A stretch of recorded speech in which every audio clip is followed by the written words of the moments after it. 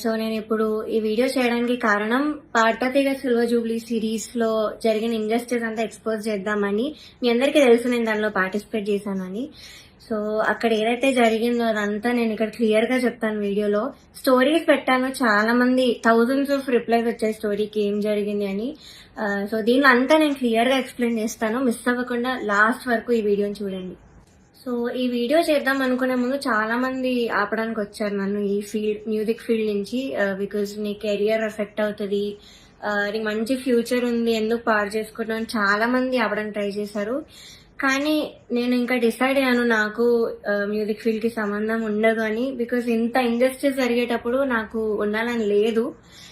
పాడతీగ reality shows అనే కాదు, దాని బయట కూడా చాలా జరుగుతున్నాయి. I make a different video for that. కానీ ఈ వీడియో మాత్రం ఓన్లీ ఫర్ పాడతీగ. సో నేను డిసైడ్ అయింది అందుకే. చాలా ఇండస్ట్రీస్ జరుగుతుంది అండ్ ఎవరు కూడా nobody should suffer all that. అందుకే నేను ఈ వీడియో చేస్తున్నాను. ఆల్సో చాలా మంది అడిగారు అసలు ఈ సీజన్ కి ఎందుకు వెళ్ళావు, అసలు మళ్ళీ ఎందుకు వెళ్ళావు పాడతీగకి, సూపర్ సింగర్ లో విన్నర్ అయ్యావు కదా అని చాలా మంది పెట్టారు. ద రీజన్ ఇస్ యాక్చువల్లీ నేను 2017 లో ఎస్పీబీ సార్ ఉన్నప్పుడు పాడాను. చాలా చాలా బాగా జరిగింది ఆ సీజన్. అసలు ఎలాంటి ట్రామాటిక్ ఎక్స్పీరియన్స్ అవ్వలేదు, చాలా హ్యాపీగా సాగిపోయిన సీజన్ అంతా కూడా. అప్పుడు డైరెక్టర్ శాస్త్రి అంకుల్ ఉండేవాళ్ళు అండ్ ప్రొడక్షన్ హౌస్ కూడా డిఫరెంట్ ఉండేది అప్పట్లో, ఇప్పుడున్న ప్రొడక్షన్ కాదు. సో అది చాలా పీస్ఫుల్ గా చాలా బాగా జరిగింది ఫైనల్స్ వరకు కూడా. అండ్ నాకైతే చాలా ఐ లెర్న్ సో మచ్ ఆ సీజన్ లో, చాలా బాగుండింది. సో అదే ఎక్స్పెక్టేషన్ తో ఈ సీజన్ కి వచ్చాను. ఆల్సో ఎక్స్పోజర్ వస్తుంది కదా అని. సూపర్ సింగర్ విన్నాక నాకు అంత ఆపర్చునిటీస్ ఏం రాలేదు. సో దీనిలో చేస్తే వస్తుంది కదా, ఎక్స్పోజర్ ఉంటుంది కదా అని ఒక థాట్ తో వచ్చాను. అండ్ దానిలో తప్పేం లేదు కదా. సో ఆ ఒక్క థాట్ తోనే నేను ఈ సీజన్ కి వచ్చాను. కానీ అంత ఆపోజిట్ జరిగింది. సో మొన్న థర్డ్ స్కెడ్యూల్ షూట్ అయింది. టాప్ 12 లో నన్ను ఎలిమినేట్ చేశారు. యాక్చువల్లీ ఫస్ట్ స్కెడ్యూల్ నుంచి కూడా చాలా జరిగాయి. అప్పుడే నేను క్విట్ అవుదాం అనుకున్నాను, బట్ కాంట్రాక్ట్ సైన్ చేశాను. So I had no option. మీరు అనుకోవచ్చు ఎలిమినేట్ అయింది కాబట్టి ఇదంతా ఇప్పుడు కోపంతో చెప్తుందేమో అని, కానీ కాదు. ఉన్నప్పుడు నేను చెప్పలేను, కానీ ఎలిమినేట్ చేశాక నాకు ఆ ధైర్యం వచ్చింది అంతా చెప్పడానికి. సో జడ్జెస్ గురించి కానీ అక్కడ ఆ ప్రొడక్షన్ వాళ్ళు ఎలా ట్రీట్ చేశారని కానీ నేను అంతా దీనిలో బయట పెడతాను. సో నేను ఒక గుడ్ థింగ్ తో స్టార్ట్ చేస్తాను. పాడతీగలో ఒక good thing, orchestra Krishna uncle వాళ్ళు ఆ సీజన్ లో ఎవరైతే ఉన్నారో వాళ్ళే ఈ సీజన్ లో కూడా ఉన్నారు. వాళ్ళు మాత్రం చాలా సపోర్ట్ చేశారు, అందరితో ఒకేలా ఉంటారు. అండ్ మెంటర్ శ్రీనివాస్ సార్, ఆయన కూడా నన్ను ఎప్పుడు కూడా you are the most talented అని మొన్న కూడా నాతో వచ్చి చెప్పారు. సో వీళ్ళిద్దరికి మాత్రం I'm very very thankful. They are my favourite people.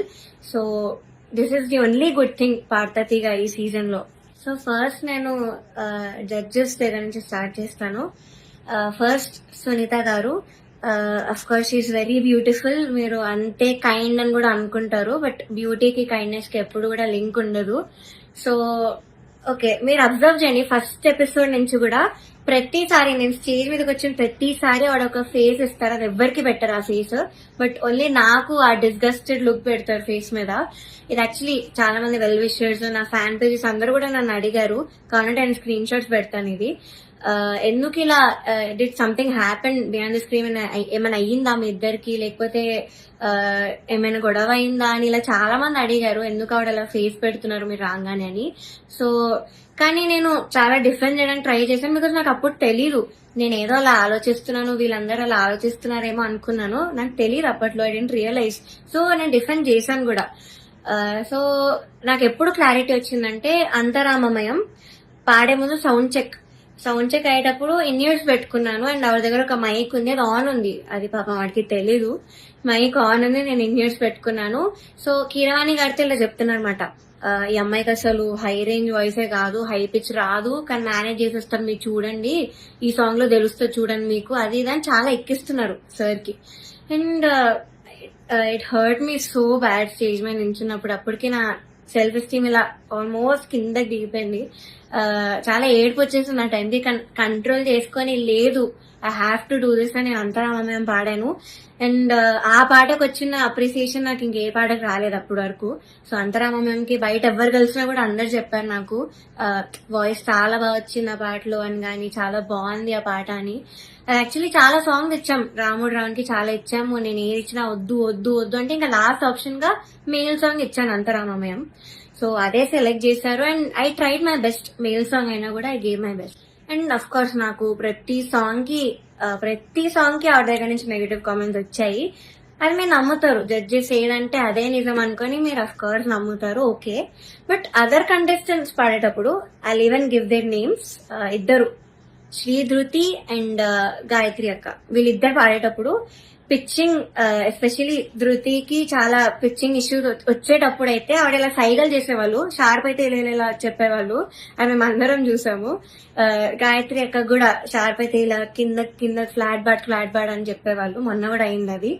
So అంటే నాకు తప్పు లేకపోయినా మీరు అక్కడ కామెంట్స్ లో చెప్తున్నారు, వీళ్ళు చేసాక కూడా మీరు అక్కడ చెప్పకుండా సైగలు చేస్తున్నారు. సో అక్కడ నాకు నా మీద ఎందుకో గ్రడ్జ్ పెట్టుకున్నారని కూడా అర్థమైంది. Chandrabose garu, we all know he's a lyricist. So ఆయన రెస్పాన్సిబిలిటీ, లిరిక్స్ తప్పులుంటే ఆయన చెప్పాలి. సో నన్ను ఫస్ట్ 2 ఎపిసోడ్స్ బాగా మెచ్చుకున్నారు. ఇలా ప్రతి నోట్ గాని భావం గాని అసలు వదలకుండా పాడతామని కూడా చెప్పారు నాకు. అయితే రాముడు రౌండ్ లో వీళ్ళందరు ట్రూ కలర్స్ అన్ని బయటపడ్డాయి. ఫస్ట్ సునీత గారు నేను చెప్పినట్టు మైక్ లో మాట్లాడేశారు, ఇన్ ఇయర్స్ ఉన్నారని నాకు తెలియక. అండ్ చంద్రబోస్ గారు పాపం లిరిక్స్ లో నాకు ఒక్క మిస్టేక్ కూడా నేను ఛాన్స్ ఇవ్వలేదు ఆయన చెప్పడానికి. సో దానిలో చెప్పలేక ఆదృత లేదు అని ఒక కామెంట్ ఇచ్చారు. అది ఇంకేం చేయాలి, మేల్ సాంగ్ సేమ్ ఇంపాక్ట్ ఒక ఫీమేల్ వాయిస్ నుంచి మీరు ఎక్స్పెక్ట్ చేయలేరు. So Antha Ramamayam is a male song. So ఇంకా లిరిక్స్ లో చెప్పలేక ఎందుకు ఇంకా క్రియేట్ చేసుకొని చెప్పడం నాకు అర్థం కాలేదు. అదే రౌండ్ లో ఒక అమ్మాయి లిరిక్స్ మర్చిపోయింది రాముడి పాటలో, అది మాత్రం ఆయన మెన్షన్ చేయలేదు. బీయింగ్ ఎ లిరిసిస్ట్ ఆయన రెస్పాన్సిబిలిటీ ఉంది కూడా ఆయన చెప్పలేదు. ఆ రౌండ్ లో లిరిక్స్ మర్చిపోయింది, చెప్పలేదు. ఇంకా మమ్మల్ని ఏడ్పించేసావు అది ఇది అని చెప్పింది. చాలా మంది చేతిలో రాసుకొని వచ్చారు, అది కూడా ఆయన చెప్పలేదు, అది కూడా కౌంట్ చేయలేదు. కానీ నాకు మాత్రం లేని నెగిటివ్ పాయింట్స్ అన్ని, ఆయనకు అవసరం లేని నెగిటివ్ పాయింట్స్ అన్ని కూడా చెప్పారు. లిరిక్స్ లో మాత్రం నేను ఇప్పటివరకు ఆయనకు ఒక్క ఛాన్స్ కూడా ఇవ్వలేదు సాంగ్స్ లో. I never made mistake lyrics point of view అయితే అస్సలు చేయలేదు. మీరే చూడండి, మీకే అర్థమవుతుంది. సో ఇది కూడా మీకు న్యాయం అనిపిస్తుందా? కీరవాణి సార్ గురించి మాట్లాడదాం. అఫ్ కోర్స్ నాకు చాలా హేట్ వస్తుంది దీనికి మాత్రం, and I'm ready for it because I don't care. Personally నాకైతే నెగటివ్ కామెంట్స్ రాలేదు ఆయన దగ్గర నుంచి. బట్ సెట్ లో ఎలా మాట్లాడతారు, అసలు ఏం చెప్తారు అనేది నేను ఇక్కడ చెప్తాను. పాయింట్ నెంబర్ 1, మెలోడీస్ పాడిన వాళ్ళకి మాత్రం వాళ్ళు ఎలా పాడినా కూడా నేను ఆటోమేటిక్ గా మంచి స్కోర్ తీస్తాను అని ఆయన నోట్తో ఆయనే చెప్పారు. So he's very bias towards melody songs and his compositions. ఎలా పాడినా కూడా మార్క్స్ వేసేస్తారు. అయినే కాదు, అక్కడ ఉన్న సునీత గారు, చంద్రబోస్ సార్ కూడా, వీళ్ళందరూ కూడా అంతే. వాళ్ళ సాంగ్స్ పాడితే మాత్రం స్కోర్స్ ఆటోమేటిక్ గా మంచి వచ్చేసాయి. సో ఇది point number 1. Point number 2 is very very hurtful to me personally because నేను ఎలిమినేట్ అయ్యే ఎపిసోడ్ లోనే ఏదో విషయంలో నన్ను చూస్తూ చెప్పారు ఇది కూడా. సో ద థింగ్ ఇస్, నేను మీ అందరికీ తెలుసు సూపర్ సింగర్ లో నా ఫైనాన్షియల్ సిచ్యువేషన్ గురించి నేను అంతా బయట పెట్టాను. సో దాని వల్ల నేను కొన్ని వెడ్డింగ్ షోస్ అలాంటివి చేయాల్సి వచ్చింది. సో ఈ పాయింట్ మీద సార్ మాట్లాడారు. ఏమన్నారంటే అసలు వెడ్డింగ్ షోస్ చేసేవాళ్ళు నా దృష్టిలో సింగర్సే కాదు, నాకు చాలా అసహ్యం, it's like you're disrespecting music అని ఈ మాట అన్నారు. చాలా చాలా బాగా అనిపించింది, అదేంటి అంత స్టేజ్ లో ఉన్నాయని ఇలా మాట్లాడారేంటి అని. సో ఇదొకటి, నన్ను చూస్తూ మాట్లాడారు ఇంకా. So it was very hurtful. Point number 3, so third వచ్చిన వాళ్ళకి ఆయన 1 lakh ఇస్తా అని చెప్పారు. 4th ప్రైజ్ వాళ్ళకి మూవీలో సాంగ్, అండ్ 5th ప్రైజ్ వాళ్ళకి ఆయన గ్రూప్ లో చేర్చుకుంటామని చెప్పారు సార్. సో ఇది ఎలా చెప్పారంటే, 5th ప్రైజ్ వచ్చిన వాళ్ళకి నా దగ్గరకి కొంతమంది రోజు వచ్చి చాకరీ చేస్తూ ఉంటారు, వాళ్ళ ట్రూప్ లో జాయిన్ చేసుకుంటా అని చెప్పారు. ఇలా చాకరీ అనే వర్డ్ వాడారు. అంటే ఇది డిస్రెస్పెక్ట్ఫుల్ కాదా? So this was very very bad. అంటే అలా అనకూడదు, సింగర్స్ ఇలా చాకరీ చేసిపోతారు, నన్ను మిమ్మల్ని కూడా జాయిన్ చేసుకుంటారు ఇలా అన్నారు. సో మీకు ఎలా అనిపిస్తుందో ఇంకా మీరు ఆలోచించండి ఒకసారి. డైరెక్టర్ జ్ఞాపిక ప్రొడక్షన్స్ వాళ్ళ అనిల్ గారు అండ్ హిజ్ వైఫ్, వీళ్ళే మెయిన్ అక్కడ అంతా కంట్రోల్ చేసేది, అంతా వెనకాలంతా చేసేది వీళ్ళే. సో ఫస్ట్ పాయింట్ వచ్చేసి సాంగ్ సెలెక్షన్. ఫస్ట్ నేను మీకు చెప్పినట్టు జడ్జెస్ అక్కడ బయాస్డ్. సో కిరాణి సార్ ఏమో మెలోడీస్ వాడితే వేసేయడం, ఆయన కంపోజిషన్స్ వాడితే వేసేయడం, చంద్రబోస్ సార్ కూడా అంతే, సునీత గారు కూడా అంతే సేమ్. సో ఇలా తెలిసిన ఇలా తెలిసేసరికి ఒక కంటెస్టెంట్ కి మాత్రం ఓన్లీ వాళ్ళ సాంగ్ ఇచ్చారు, మోస్ట్లీ వాళ్ళ సాంగ్ ఇచ్చారు ప్రతి రౌండ్ లో.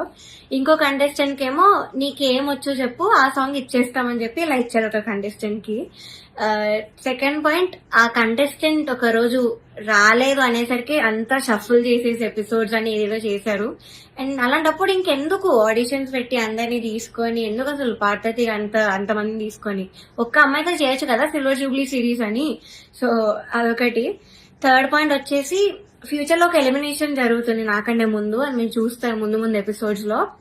అయితే ఇది చాలా కామెడీగా అంటుంది మీకు, మీరు నమ్మలేరు కూడా. ఇద్దరిని తీశారు, ఒక అమ్మాయిని ఒక అబ్బాయిని. అయితే కరెక్ట్ షూట్ ఇంకో 2 days లో ఉందనగా వాళ్ళకి సాంగ్స్ మార్చేశారు, ఆ ఇద్దరికే సాంగ్స్ మార్చారు with a very funny reason. కిరాణి సార్ కి రాగం నచ్చదు అని, శివరంజని అనే రాగం నచ్చదు అని వీళ్ళిద్దరిని తీస్తారు. కామెడీ ఏంటంటే అదే రాగంతో ముందు స్కెడ్యూల్ ఒక అబ్బాయి పాడాడు, అబ్బాయికి బాగానే మార్క్స్ వచ్చాయి. అదే స్కెడ్యూల్ లో ఇంకొక అబ్బాయి కూడా పాడాడు, అబ్బాయి కూడా బాగానే మెచ్చుకున్నారు, మంచి కామెంట్స్ వచ్చి అన్ని వచ్చాయి. బట్ వీళ్ళిద్దరికి మాత్రమే సాంగ్స్ మార్చేశారు. అయినా కూడా దీస్ టూ పాపం ఆ టైంకి నేర్చుకొని I think they did very well మార్చినా కూడా. కానీ వాళ్ళనే ఎలిమినేట్ చేశారు యాజ్ ఎక్స్పెక్ట్. నేను అప్పుడు అనుకున్నా యాక్చువల్లీ సాంగ్ ఇలా మార్చేసి అంత ఏదేదో చేస్తున్నారో, నేను అప్పుడు అనుకున్నా వీళ్ళిద్దరిని తీసే ఛాన్స్ ఉంది అని. And the thing is కిరాణి sir రాగం నచ్చకపోతే మరి ఎందుకు చేశారో తెలీదు. అంతర్యామి అనే పాట అదే రాగంలో చేశారు. బట్ ఏమో ఆ ఫన్నీ రీజన్స్ అయితే వీళ్ళిద్దరు సాంగ్ అయితే తీసేశారు కరెక్ట్ ఎలిమినేట్ చేసే ముందు. అండ్ నౌ నేను ఎందుకు అంత మెంటలీ ఎఫెక్ట్ అయ్యాను అని ఇప్పుడు చెప్తాను. ఫస్ట్ థింగ్, నేను చెప్పినట్లు డిస్క్రిమినేషన్ అది, ఇంకా జడ్జెస్ యొక్క డిస్గస్టెడ్ లుక్ తో నన్ను చూడడం, ఎప్పుడు ఒక చీడ పురుగును చూసినట్టు చూడడం. They treated me like I'm worthless. So అలా ట్రీట్ చేశారు, జోక్స్ వేశారు వాళ్ళు కూడా నా బాడీ మీద. ఇవన్నీ నాకు ఆడియన్స్ ద్వారా తెలిసింది, వాళ్ళకి వినిపిస్తుంది కాబట్టి వాళ్ళు పక్కనే ఉంటారు. సో నేనైతే అస్సలు ఎక్స్పెక్ట్ చేయలేదు, ఇలాంటి జడ్జెస్ దగ్గర నుంచి అయితే అస్సలు ఎక్స్పెక్ట్ చేయలేదు. అంటే నేను ఇన్ని షోస్ చేశాను, తమిళ్లో పాడాను, అన్నిట్లో పాడాను, ఎప్పుడు కూడా ఇలాంటి ఎక్స్పీరియన్స్ ఒక జడ్జెస్ నుంచి అయితే నాకు ఎప్పుడూ లేదు. శ్వేతమోహన్ గారు ఇప్పటికి కూడా మాట్లాడతారు, నన్ను ఏంజల్ అంటారు, the sweetest, the most talented అంటారు. అలాంటిది ఇక్కడ వీళ్ళని నన్ను ఇలా ట్రీట్ చేస్తున్నారు, ఇలాంటి మాటలు అంటున్నారు అని చాలా చాలా బాగా అనిపించింది. అండ్ సెకండ్ థింగ్, ప్రొడక్షన్ వాళ్ళు ఎస్పెషల్లీ అవుట్ఫిట్స్ విషయంలో మమ్మల్ని బొడ్డు కిందకి కట్టుకో, సారీస్ ఇచ్చి కిందకి కట్టుకో, ఇలా ఎక్స్పోజింగ్ చేయన్న వేలో చెప్పారు. చాలాసార్లు తిప్పేవాళ్ళు నన్ను ఎస్పెషల్లీ కరెక్ట్ పాడే ముందు. అంటే ఎగ్జాస్ట్ అయిపోయాను ఆ టైంకి, అయినా కూడా ఐ గేవ్ మై బెస్ట్, అది వేరే విషయం. అండ్ ఇలా బాడీ షేమింగ్, ఆ కాస్ట్యూమ్ డిజైన్ అయితే నా ఫేస్ మీద అన్నాడు, ఇలాంటి బాడీకి నేను ఇంకేం ఇవ్వగలను అన్న మాట అన్నాడు. ఏమో ఐ వాజ్ వెరీ వెరీ చాలా చాలా ఎఫెక్ట్ అయినాను మెంటలీ ఈ విషయంతో మాత్రం. సెల్ఫ్ ఎస్టీమ్ గానీ కాన్ఫిడెన్స్ అంతా లేకుండా పోయింది వీళ్ళనే మాటల వల్ల. అండ్ మీరు ఒకటి గమనించుంటే ఎస్పీబీ సార్ ఉన్నప్పుడు మాత్రం ఇలాంటి కుళ్ళు జోకులు, కామెడీలు, డాన్సులు చేయడం మాత్రం ఎప్పుడూ కూడా లేదు. మీరు ఒక్కసారి అన్ని సీజన్స్ రివైండ్ చేసుకొని చూడండి, నా సీజనే చూడండి 2017లో.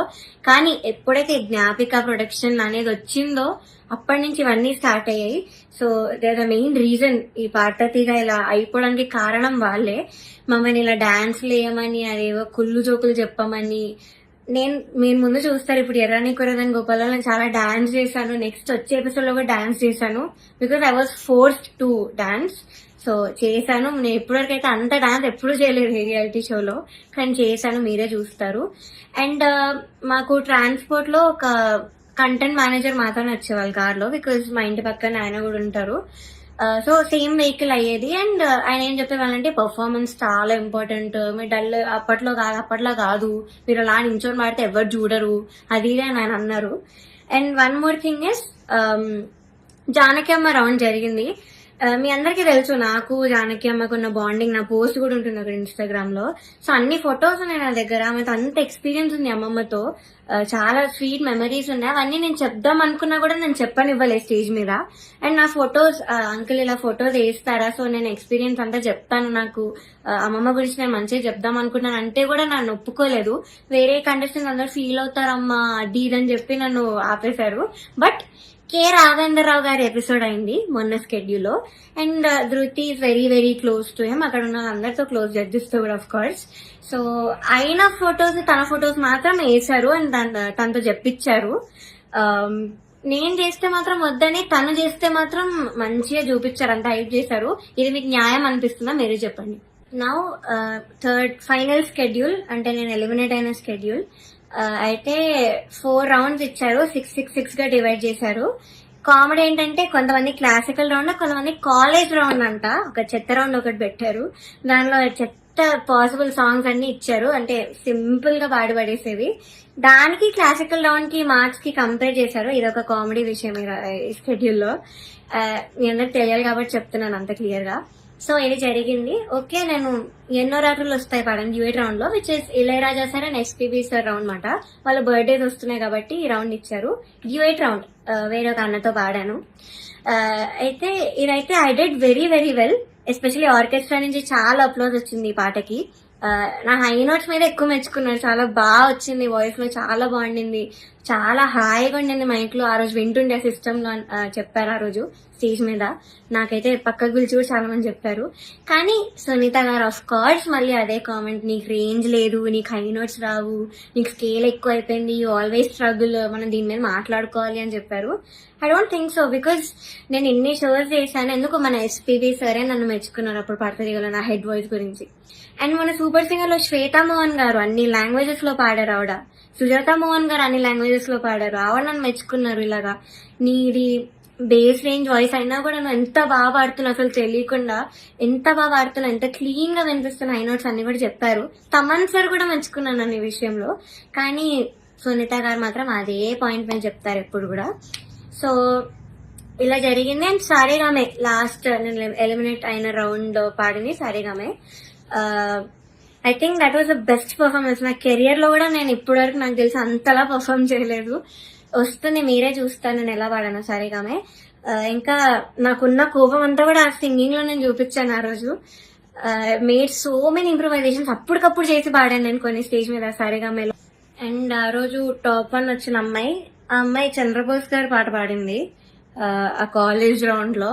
సో ఆ పాటలో ఏదేదో ఇంప్రూవైజేషన్స్ చేసింది, అది అవుట్ ఆఫ్ పిచ్చింగ్ ఉండే మోస్ట్ ఆఫ్ దెమ్. అది లాస్ట్ లో లిరిక్స్ మర్చిపోయి నానా అని పాడింది. అది ఆయన కామెంట్స్ లో చెప్పకుండా అంటే అయిపోయాక అందరు క్లాప్స్ కొడుతుంటే పక్కన అనిల్ సార్ తో లిరిక్స్ మర్చిపోయింది అని అన్నాడు. నేను విన్నా, నేను అక్కడ అన్నా. అంటే బయటకు చెప్తున్నాడు కాబట్టి, కానీ కామెంట్స్ లో చెప్పట్లేదు, ఆ మార్క్స్ లో కూడా ఆయన చూపించట్లేదు. How great is that. ఇంకొక అబ్బాయి అయితే లిరిక్స్ మార్చేసి ఏదేదో పాడాడు, కామెడీ పాట చేస్తారు. అది కిరాణి సార్ పాటే, అది కూడా అది లిరిక్స్ మార్చేసి ఏదో కామెడీ లిరిక్స్ యాడ్ చేసి పాడేశాడు ఎమోషనల్ సాంగ్. అయినా ఆయన స్టేజ్ మీదకి వచ్చేసి ఆ పాట కోరస్ పాడేసి, ఆయన పాట అంటే అంత ఎక్సైట్మెంట్ వచ్చేస్తుంది ఆయనకి. సో ఆటోమేటిక్ గా స్కోర్స్ కూడా అలానే పడిపోతాయి సేమ్ ఎక్సైట్మెంట్ తో. సో ఇది జరిగింది కరెక్ట్ ఎలిమినేషన్ ముందు అదే రౌండ్ లో. ఇంకా ఎలిమినేషన్ రౌండ్ వచ్చేసరికి ఫస్ట్ చంద్రబోస్ గారు లేచి వెళ్ళిపోయారు.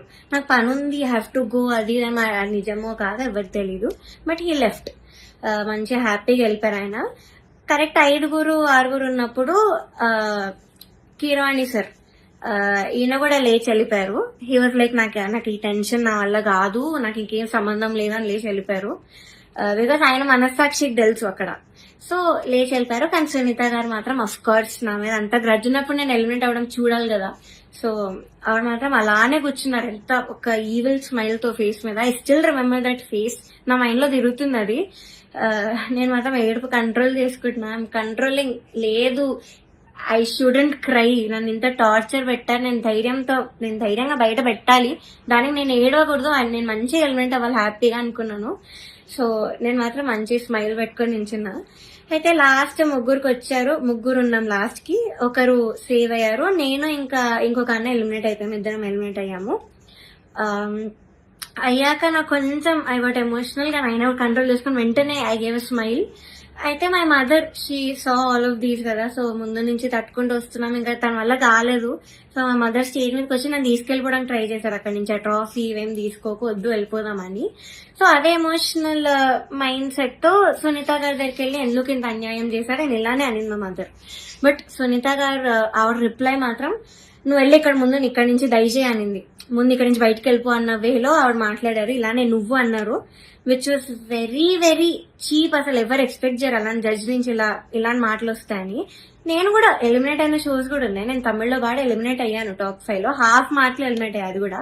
అప్పుడు మేమేమి ఇలా ఎమోషనల్ అయిపోయి ఏం చేయలేదు, బికాస్ ఆ జడ్జెస్ అంత బాగా మాట్లాడారు కాబట్టి మాతో.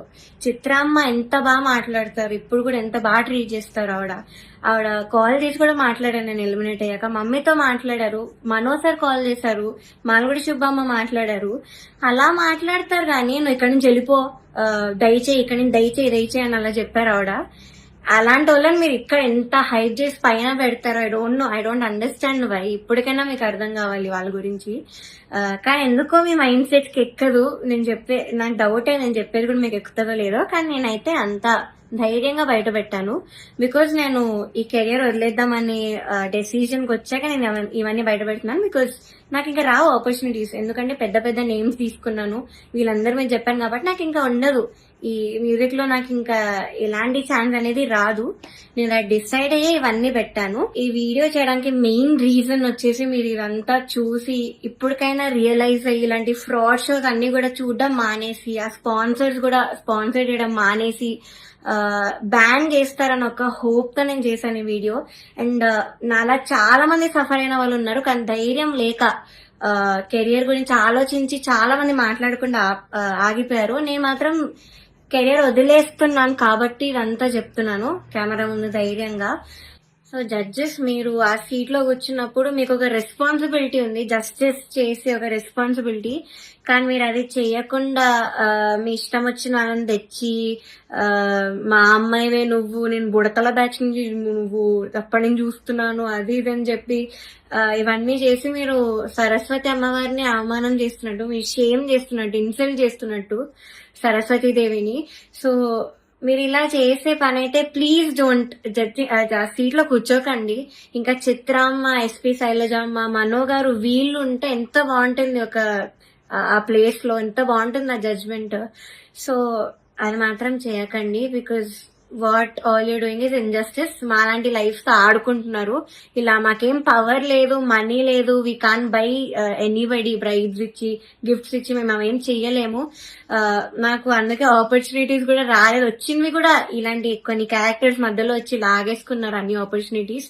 సో దయచేసి ఇలా ఒక లైఫ్ తో ఆడుకోకండి. మీకు అంత ఇంజస్టిస్ చేయాలంటే అక్కడ కూర్చోకండి, అసలు జడ్జెస్ సీట్ లోనే కూర్చోకండి. వాళ్ళు వేరే వాళ్ళని పెట్టుకుంటారు, ఇలా చిత్రామ్మ ఇలాంటి వాళ్ళని ఏదో ఒకటి చేసి పెట్టుకుంటారు. That is the right thing to do. So ఇప్పుడు నేను పెద్ద పెద్ద పేర్లను పాయింట్అవుట్ చేశాను, అంతా ఎక్స్పోజ్ చేశాను, ప్రొడక్షన్ ని ఎక్స్పోజ్ చేశాను. So I know I'm in danger. Audience కి ఏం తెలియాలంటే, నాకు ఏమైనా అయినా, మా ఫ్యామిలీకి ఏమైనా అయినా, లేకపోతే మేము ఏమైనా చేసుకున్నా, సునీత గారు, Chandrabose garu, Keeravani garu, Gnapika productions, Anil sir is responsible for all of this.